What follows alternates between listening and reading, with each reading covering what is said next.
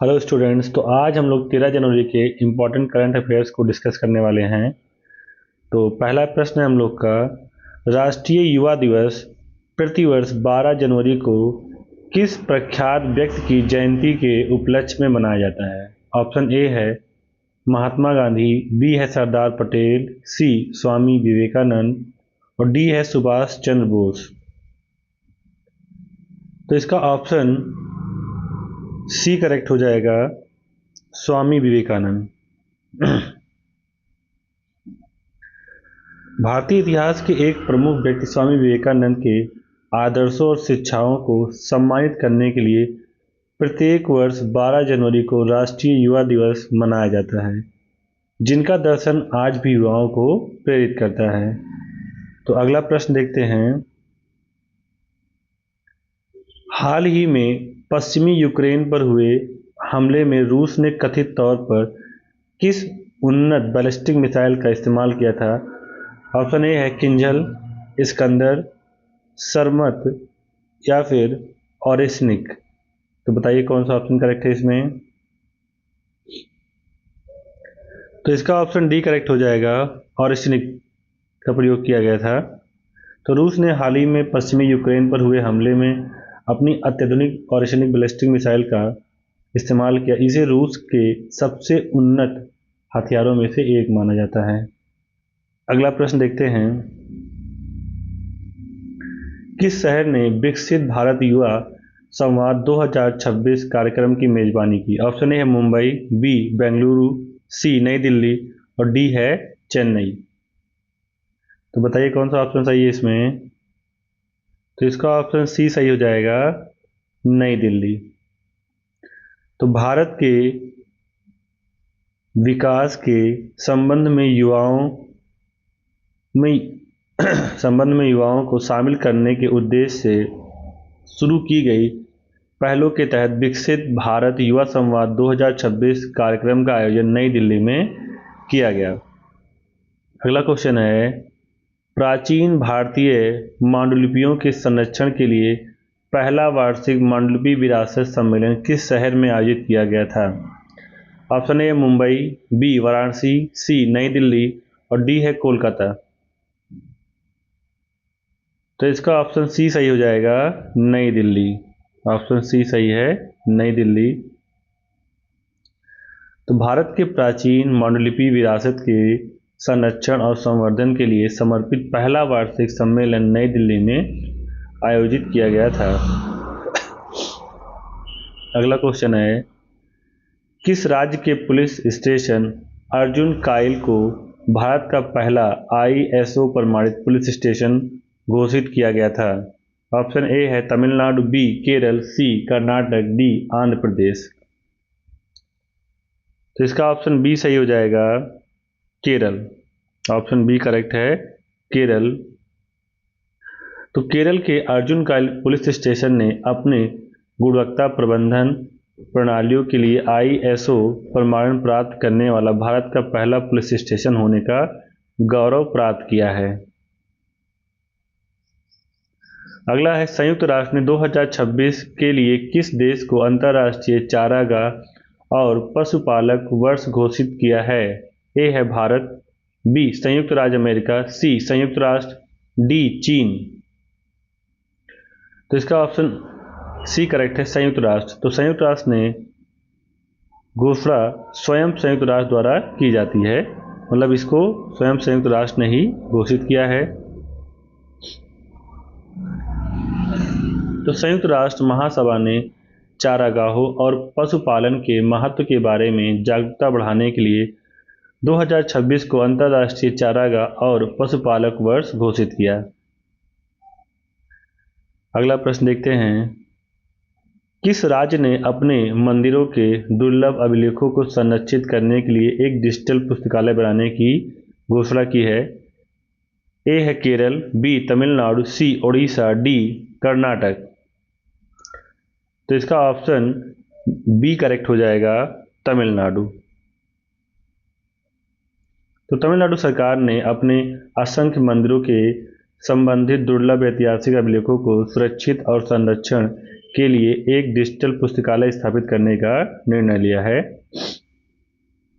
अगला प्रश्न देखते हैं, अरुणाचल प्रदेश के किस जिले को भारत का पहला बायो हैप्पी जिला बनाने के लिए चुना गया है? ए है लोहित, बी तवांग, सी केई पान्योर, डी पूर्वी सियांग।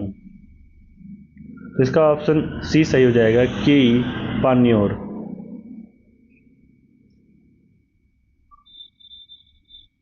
तो अरुणाचल प्रदेश के केई पान्योर जिले को भारत के पहले बायो हैप्पी जिले के रूप में विकसित करने के लिए चुना गया है, जो सतत जैव विविधता प्रथाओं पर ध्यान केंद्रित करेगा। अगला है, किस संस्थान ने ठंडे परमाणुओं के घनत्व की वास्तविक समय में जांच करने के लिए एक उपकरण विकसित किया है? ए है ISRO, B TIFR Tata institute of fundamental research, C है BARB मतलब भाभा परमाणु अनुसंधान केंद्र, और डी है रमन अनुसंधान संस्थान। तो बताइए कौन सा सही है इसमें? तो इसका ऑप्शन डी करेक्ट हो जाएगा, रमन अनुसंधान संस्थान। ठीक है, तो रमन अनुसंधान संस्थान RRI के वैज्ञानिकों ने सफलतापूर्वक एक ऐसा उपकरण विकसित किया है जो वास्तविक समय में ठंडे परमाणु के घनत्व को माप सकता है। अगला प्रश्न है, भारत और किस अन्य देश ने हाल ही में अपने मौजूदा कृषि सहयोग समझौता ज्ञापन को अगले 5 वर्षों के लिए बढ़ाने पर सहमति व्यक्त की है? ए है ऑस्ट्रेलिया, बी UID, सी फिजी, डी है जापान। इसका ऑप्शन सी करेक्ट हो जाएगा, फिजी। तो भारत और फिजी ने कृषि में द्विपक्षीय संबंधों को मजबूत करने के लिए कृषि सहयोग पर अपने समझौता ज्ञापन को 5 साल की अवधि के लिए बढ़ाने पर सहमति व्यक्त की है। अगला है, उत्तराखंड उच्च न्यायालय के मुख्य न्यायाधीश के रूप में किसे नियुक्त किया गया है?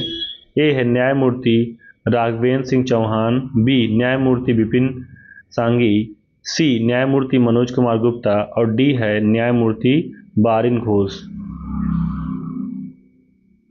तो इसका ऑप्शन सी करेक्ट हो जाएगा, न्यायमूर्ति मनोज कुमार गुप्ता।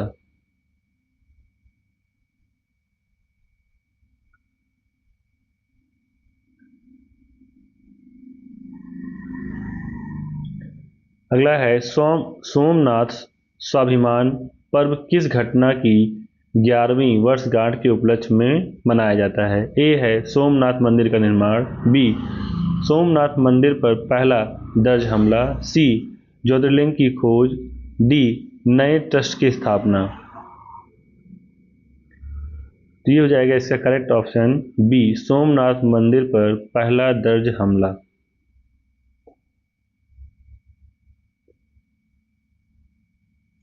तो सोमनाथ स्वाभिमान पर्व गुजरात में 8 से 11 जनवरी तक मनाया जाने वाला एक स्मारक कार्यक्रम है, जो ऐतिहासिक सोमनाथ मंदिर पर हुए पहले दस्तावेजी हमलों की 11वीं वर्षगांठ को चिन्हित करता है।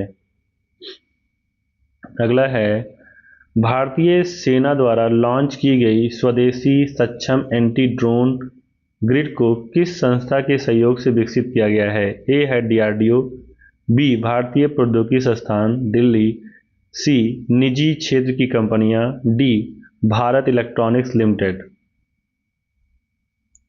तो इसका ऑप्शन ए करेक्ट हो जाएगा, DRDO।